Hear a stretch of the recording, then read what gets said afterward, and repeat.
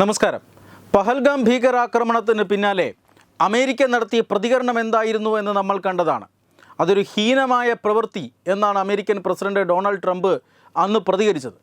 അമേരിക്കയുടെ പ്രസിഡന്റ് മാത്രമല്ല, നിരവധി അമേരിക്കയുടെ വൈസ് പ്രസിഡന്റ്, അതുപോലെ തന്നെ മാർക്കോ റൂബിയോ, അതോടൊപ്പം തന്നെ അമേരിക്കയുടെ രഹസ്യാന്വേഷണ വിഭാഗത്തിൻ്റെ മേധാവി തുളസി ഗബ്ബാർഡ്, ഇവരെല്ലാവരും തന്നെ ഇന്ത്യക്ക് അനുകൂലമായ പ്രതികരണങ്ങളാണ് നടത്തിയത്. ഇത്തരത്തിലുള്ള ഹീനമായ പ്രവൃത്തിയാണ്, ഇതൊരിക്കലും അനുവദിക്കാൻ പാടില്ല. ഈ പഹൽഗാമിൽ ഭീകരാക്രമണം നടത്തിയവർക്ക് പിന്തുണ നൽകുന്നവരെ അപലപിക്കുന്നു എന്നൊക്കെയുള്ള പ്രസ്താവനകൾ നടത്തുന്നു എന്ന് മാത്രമല്ല, ഇന്ത്യ അതിന് ശക്തമായ തിരിച്ചടി നൽകും എന്ന് പറഞ്ഞ സമയത്തൊന്നും അമേരിക്ക അതിനെ എതിർത്തില്ല എന്ന് മാത്രമല്ല, ഈ പ്രശ്നത്തിൽ ഞങ്ങൾ ഇടപെടുന്നില്ല എന്ന ഒരു നിലപാടാണ് JD വാൻസ് അടക്കം പറഞ്ഞത്. അതായത് നിങ്ങൾ അടിച്ചോളൂ, ഞങ്ങൾ ഇതിലൊന്നിലുമില്ല എന്ന് അമേരിക്ക പറഞ്ഞു. അതിൻ്റെ അടിസ്ഥാനം എന്ന് പറഞ്ഞാൽ അമേരിക്ക ഇന്ത്യക്ക് പിന്തുണ നൽകുന്നു എന്നുള്ളത് തന്നെയാണ്. ഇന്ത്യ പാകിസ്ഥാനെ ആക്രമിച്ചോട്ടെ എന്ന നിലപാട് തന്നെയാണ് അമേരിക്ക പൊതുവിൽ പുറമേ സ്വീകരിച്ചത്. പക്ഷേ അതിന് പിന്നിലൂടെ അമേരിക്ക മറ്റൊരു ഡബിൾ ഗെയിം, അല്ലെങ്കിൽ ഒരു ഡിപ്ലോമാറ്റിക് ഡബിൾ ഗെയിം കളിക്കുകയായിരുന്നു എന്ന് പിന്നീടാണ് നമുക്കെല്ലാവർക്കും ബോധ്യമാകുന്നത്. അതായത് കൃത്യമായി പറഞ്ഞാൽ ഈ കഴിഞ്ഞ ജൂൺ മാസം 18-ാം തീയതി അമേരിക്ക പാകിസ്ഥാൻ്റെ കരസേനാ മേധാവി ജനറൽ അസീം മുനീറിനെ ഒരു ലഞ്ചിന് ക്ഷണിക്കുന്നു. അമേരിക്ക എന്ന് പറഞ്ഞാൽ അമേരിക്കയുടെ പ്രസിഡന്റ് ഡൊണാൾഡ് ട്രംപ് ഒരു ലഞ്ചിന് ക്ഷണിക്കുന്നു. ഇവർ രണ്ടുപേരും ഒരുമിച്ച് ലഞ്ച് കഴിക്കുന്നു, ചില ചർച്ചകളൊക്കെ നടത്തുന്നു. എന്തിനു വേണ്ടിയിട്ടാണ് അസീം മുനീർ അമേരിക്കയിൽ എത്തിയത് എന്ന ഒരു ചോദ്യം അതിപ്പോഴും ബാക്കിയായി നിൽക്കുകയാണ്. അന്ന് അമേരിക്കൻ സേനയുടെ വാർഷികമാണ്. ആ വാർഷികത്തോടനുബന്ധിച്ചിട്ടാണ് പാകിസ്ഥാൻ്റെ കരസേനാ മേധാവി അമേരിക്കയിലേക്ക് പോയത് എന്ന് പാകിസ്ഥാൻ അവകാശപ്പെട്ടിരുന്നു. പക്ഷേ വൈറ്റ് ഹൗസ് അത് നിഷേധിച്ചു.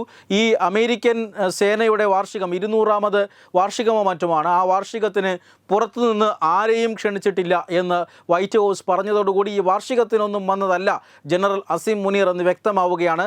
അമേരിക്കൻ പ്രസിഡന്റുമായി ചില പ്രധാനപ്പെട്ട കാര്യങ്ങൾ ചർച്ച ചെയ്യാനാണ് എന്ന് വ്യക്തമാണ്.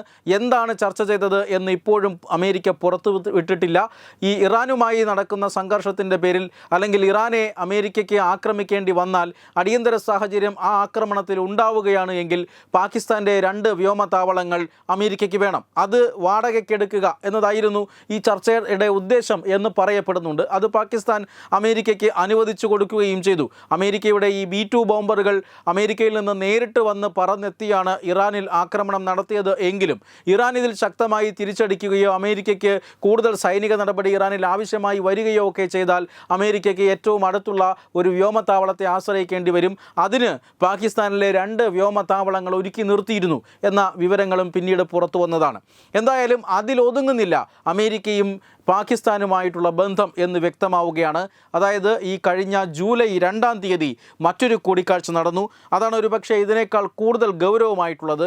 ആ കൂടിക്കാഴ്ച എന്ന് പറഞ്ഞാൽ കരസേനാ മേധാവിയാണ് ആദ്യം അമേരിക്ക സന്ദർശിച്ചതെങ്കിൽ രണ്ടാമതായി ജൂലൈ 2-ന് പാകിസ്ഥാൻ്റെ എയർഫോഴ്സ് മേധാവി സഹീർ അഹമ്മദ് ബാബർ സിദ്ദു എന്ന പാകിസ്ഥാൻ്റെ എയർഫോഴ്സ് മേധാവി അമേരിക്ക സന്ദർശിച്ചിരിക്കുന്നു. US-ലെ പ്രതിരോധ ഉദ്യോഗസ്ഥരുമായും കോൺഗ്രസ് അംഗങ്ങളുമായും അതുപോലെ തന്നെ ചില സ്റ്റേറ്റ് ഡിപ്പാർട്ട്മെൻറ്റ് ഉദ്യോഗസ്ഥരുമായും ഒക്കെ ഇദ്ദേഹം ചർച്ച നടത്തിയിട്ടുണ്ട് എന്നുള്ളതാണ്. ഇദ്ദേഹത്തിൻ്റെ ഈ ചർച്ചയുടെ വിഷയമെന്ന് പറയുന്നത് പ്രതിരോധ സഹകരണം, അമേരിക്കയും പാകിസ്ഥാനുമായിട്ടുള്ള പ്രതിരോധ സഹകരണം, സംയുക്ത സേനാഭ്യാസം, അതോടൊപ്പം തന്നെ സാങ്കേതിക വിദ്യ കൈമാറ്റം, ഈ 3 വിഷയങ്ങളിൽ പാകിസ്ഥാനും അമേരിക്കയുമായി ചർച്ച നടന്നു എന്നാണ് ഇപ്പോൾ പുറത്തു വരുന്ന വിവരങ്ങൾ.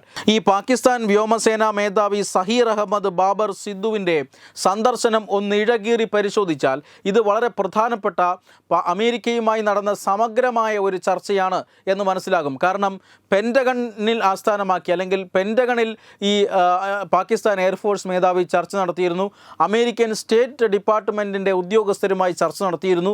അമേരിക്കയുടെ ക്യാപിറ്റോൾ ഹില്ലുമായി ബന്ധപ്പെട്ട ഉദ്യോഗസ്ഥരുമായും അല്ലെങ്കിൽ അവിടുത്തെ ജനപ്രതിനിധികളുമായിട്ടുമൊക്കെ ചർച്ച നടത്തിയിരുന്നു എന്നാണ് കാണാൻ സാധിക്കുന്നത്. എന്ന് പറഞ്ഞാൽ അമേരിക്ക ഒരു പുതിയ ഡിപ്ലോമാറ്റിക് ബന്ധം, നയതന്ത്ര ബന്ധം പാകിസ്ഥാനുമായി ഉണ്ടാക്കാൻ ആഗ്രഹിക്കുന്നു എന്ന ചില സൂചനകൾ നൽകുന്ന ചർച്ചകളാണ്.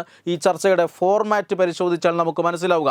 നമുക്കറിയാം പാകിസ്ഥാൻ്റെ എയർഫോഴ്സ് മേധാവിയാണ്. തീർച്ചയായും പെൻറ്റഗൺ വൃത്തങ്ങളുമായി ചർച്ച നടത്തുക സ്വാഭാവികമാണ്. കാരണം അമേരിക്കയുടെ മിലിറ്ററി ആസ്ഥാനമാണ് പെൻറ്റഗൺ.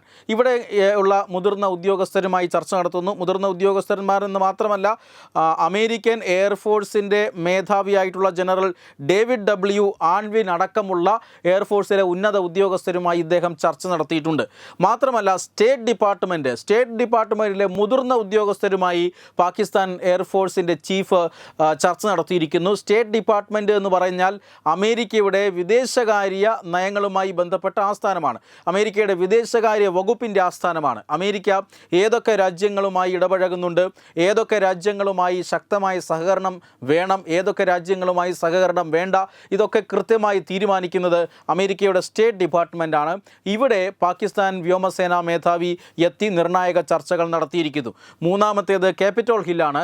ക്യാപിറ്റോൾ ഹിൽ എന്ന് പറയുന്നത് അമേരിക്കയുടെ ഒരു ലെജിസ്ലേച്ചർ വിഭാഗത്തിൻ്റെ ആസ്ഥാനമെന്ന് പറയാം. അമേരിക്കയുടെ പാർലമെൻറ്റ്, കോൺഗ്രസ് ഇതെല്ലാമുള്ള സ്ഥലമാണ്. അവിടെ എത്തി കോൺഗ്രസ് അംഗങ്ങളുമായിട്ടാണ് പാകിസ്ഥാൻ്റെ വ്യോമസേനാ മേധാവി ചർച്ച നടത്തിയിരിക്കുന്നത്. മുതിർന്ന കോൺഗ്രസ് അംഗങ്ങളായ മൈക്ക് ടേണർ, റിച്ച് മെക്കോർമിക്, അതുപോലെ ബിൽ ഹെസിംഗ തുടങ്ങിയ സെനറ്റ് അംഗങ്ങളുമായി, കോൺഗ്രസ് അംഗങ്ങളുമായി ഇങ്ങനെ ഈ പാകിസ്ഥാൻ്റെ വ്യോമസേനാ മേധാവി ചർച്ച നടത്തിയിരിക്കുന്നു.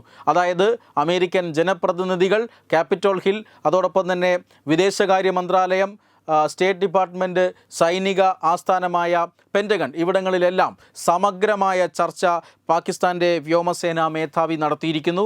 മാത്രമല്ല പാകിസ്ഥാൻ ഈ ചർച്ചയെക്കുറിച്ച് പറഞ്ഞിരിക്കുന്നത് വളരെ അധികം നാഴികക്കല്ലായ ഒരു ചർച്ചയാണ് എന്നാണ്. പാകിസ്ഥാൻ അമേരിക്ക ബന്ധത്തിൽ നാഴികക്കല്ലായി മാറിയ ചർച്ച എന്നാണ്. തീർച്ചയായും ഇതിൽ നിന്ന് വ്യക്തമാകുന്നത് അമേരിക്ക പ്രതിരോധ സഹകരണം മാത്രമല്ല, ഒരു പുതിയ സുഹൃത്ത് ബന്ധം പാകിസ്ഥാനുമായി ആരംഭിക്കുന്നു എന്നതാണ്. 2018 ഡൊണാൾഡ് ട്രംപ് അദ്ദേഹത്തിൻ്റെ ആദ്യ ടേമിൽ ഇരിക്കുമ്പോൾ തന്നെയാണ് പാകിസ്ഥാനുമായിട്ടുള്ള എല്ലാ ബന്ധങ്ങളും വിച്ഛേദിക്കുന്നത്.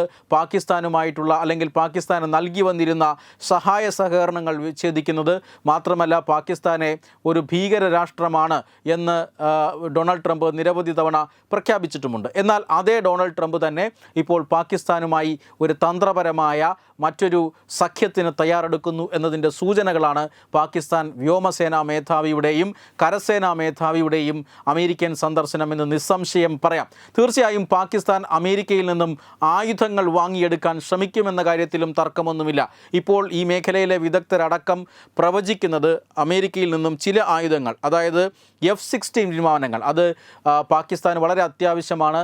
പാകിസ്ഥാന് ഇന്ത്യൻ വ്യോമസേനയ്ക്ക് മേൽ ഒരു മേൽക്കൈ ലഭിക്കുവാനായി F-16 വിമാനങ്ങളുടെ ഒരു 70 എണ്ണം അമേരിക്കയിൽ നിന്നും വാങ്ങാൻ സാധ്യതയുണ്ട് എന്നതാണ്. മാത്രമല്ല അമേരിക്കയുടെ AIM-7 sparrow air to air മിസൈലുകൾ പാകിസ്ഥാൻ സ്വന്തമാക്കും. അതോടൊപ്പം തന്നെ ഹിമാർസ് റോക്കറ്റ് സിസ്റ്റം അമേരിക്കയുടെ വ്യോമ പ്രതിരോധ സംവിധാനമാണ്. ഇതും പാകിസ്ഥാൻ വാങ്ങിയെടുക്കാൻ സാധ്യതയുണ്ട്. കാരണം പാകിസ്ഥാൻ്റെ കയ്യിലുള്ള HQ-9P, HQ-16 എന്ന് പറയുന്ന ചൈനീസ് നിർമ്മിത വ്യോമ പ്രതിരോധ സംവിധാനങ്ങൾ, അത് ഇന്ത്യ വ്യോമാക്രമണം നടത്തിയ സമയത്ത് പാകിസ്ഥാനെ ആ ആക്രമണത്തിൽ നിന്നും രക്ഷിച്ചില്ല. ഈ വ്യോമ പ്രതിരോധ സംവിധാനത്തെ മറികടന്ന് വളരെ സമർത്ഥമായി ശക്തമായ ആക്രമണം പാകിസ്ഥാനിൽ നടത്താൻ ഇന്ത്യക്ക് അന്ന് കഴിഞ്ഞിരുന്നു. അതുകൊണ്ട് തന്നെ പാകിസ്ഥാൻ ഒരു വ്യോമ പ്രതിരോധ സംവിധാനം, പാകിസ്ഥാൻ്റെ പ്രതിനിധി സംഘം അമേരിക്കയിൽ എത്തിയപ്പോഴെല്ലാം അവരും പറഞ്ഞത് ഇതാണ്: അമേരിക്ക വ്യോമ പ്രതിരോധ സംവിധാനം ഞങ്ങൾക്ക് തരണം എന്ന് തന്നെയാണ്. തീർച്ചയായും ഇതൊക്കെയാണ് പാകിസ്ഥാൻ വാങ്ങാൻ ഉദ്ദേശിക്കുന്നത്. ഒരുപക്ഷെ അമേരിക്ക ഇതൊക്കെ നൽകാനുള്ള സാധ്യതയുമുണ്ട്.